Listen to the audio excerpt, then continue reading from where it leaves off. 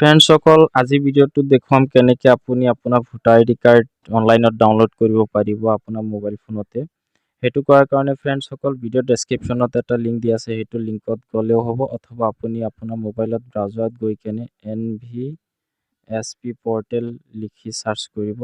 Search কৰাৰ পিছত এনেকৈ এটা ৱেবছাইট আহিব। এইটো ৱেবছাইট অপেন কৰাৰ পিছত আপুনি স্ক্ৰল ডাউন কৰিব। স্ক্ৰল ডাউন কৰি তলত চাব ইয়াত ইপিক ডাউনলোড ইয়াত ক্লিক কৰিব। মই ডাইৰেক্ট লিংক দি দিম ডেছক্ৰিপশ্যনত।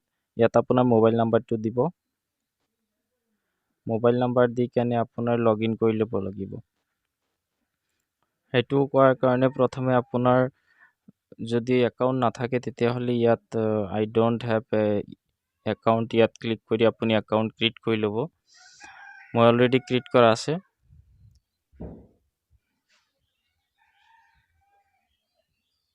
মোবাইল নাম্বাৰ দিয়াৰ পিছত পাছৱৰ্ড দিব। পাছৱৰ্ড দি কেনে কেপচাটো ফিল আপ কৰিব।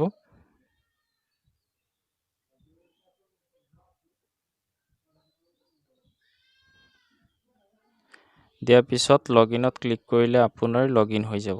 লগ ইন হোৱাৰ পিছত ফ্ৰেণ্ডছসকল ইয়াত আছে ডাউনলোড ইপিক, ইয়াত ক্লিক কৰিব। ক্লিক কৰাৰ পিছত ইয়াত আপোনাৰ ইপিক নাম্বাৰ চিলেক্ট কৰিব। তাৰপিছত ইয়াত আপোনাৰ যিটো ভোটাৰ আইডি কাৰ্ডৰ নাম্বাৰ হয় এইটো দি দিব।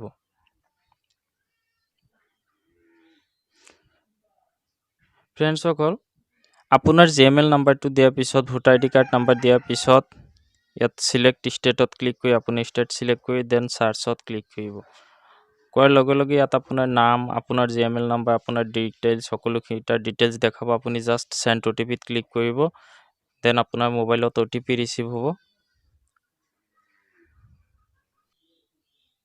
চাওক ফ্ৰেণ্ডছ, OTP আহি গৈছে 248267।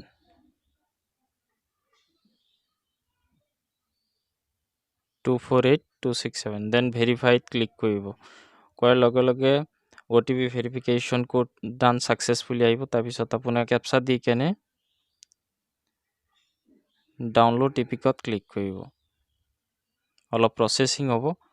প্ৰচেছিং হোৱাৰ পিছত আপোনাৰ যিটো ডিজিটেল ভোটাৰ আইডি কাৰ্ড সেইটো ডাউনলোড হৈ যাব। চাওক কনগ্ৰেচুলেশ্যন আহিছে, আপোনাৰ ইপিক নাম্বাৰ ডাউনলোড হৈ গৈছে ছাকচেছফুলি।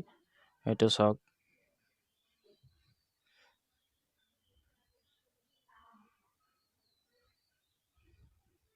সেইটো ডাউনলোড হৈ গৈছে। এনেকৈ আপোনাৰ ভোটাৰ আইডি কাৰ্ড ডাউনলোড কৰিব পাৰিব।